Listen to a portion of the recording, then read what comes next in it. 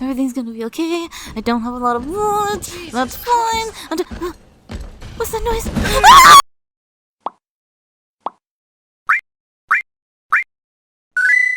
Ah! I'm gonna go ahead and review Resident Evil 2 and 3 together because I'm lazy as fuck. Also because, Corporate needs you to find the differences between this picture and this picture.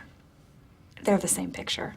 yeah. Resident Evil 2 and 3 both take place in the 90s of Raccoon City, wherever the hell that is. You play from the perspective of at least 4 different people that all have the same objective as an 18-year-old straight out of high school. I gotta get the fuck out of here. I'm pretty amazed how they translated these 2-decade-old games to modern consoles.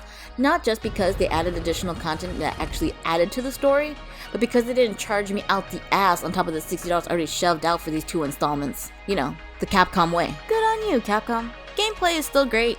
Some of the main staples are still there, you know, weapons customization, mixing herbs, and cheap jump scares, and feel. Just to add, if I wanted a cheap jump scare, I would have bought a pregnancy test from the dollar store. I haven't fully played a Biohazard game since 5, so... I'm sorry. My responses are limited. But the upgrades they've added to this are just... the best one, in my opinion, shooting and walking at the same freaking time. Who would have thought? In a survival horror game. Fucking genius. But, on the other hand, Capcom apparently decided to do it with headshots. They may be there. I would know, because I swear I went and shoot them in their stupid decaying fuck faces, and they still don't go down any faster. I had to rely on clipping them, and hoping they get stunned, run like a little bitch to the next room. I wasted so many freaking bullets testing out whether or not headshots work. Also from shooting too many bobbleheads. So I want that trophy. The lighting and audio, or lack thereof, really adds to the spooky ambiance.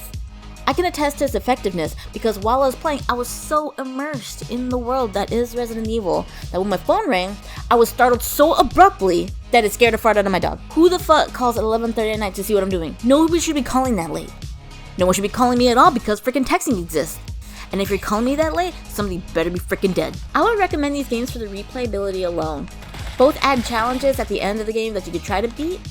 I have been unsuccessful. For Resident Evil 2 on your New Game Plus, you get new guns, new bosses, a new character, and a new true ending, which I think should have been already included in it, but whatever. For Resident Evil 3, you don't get as much, but you do get an optional playable mode where you can play up to 4 friends trying to go ahead and escape the room from a mastermind, or you can go and play the other side and play as the mastermind, and then slowly pick up your friends, letting them know how much you really care about them in ascending order. So here we are at the end of the video, trying to figure out whether or not you should play Resident Evil 2 and or 3.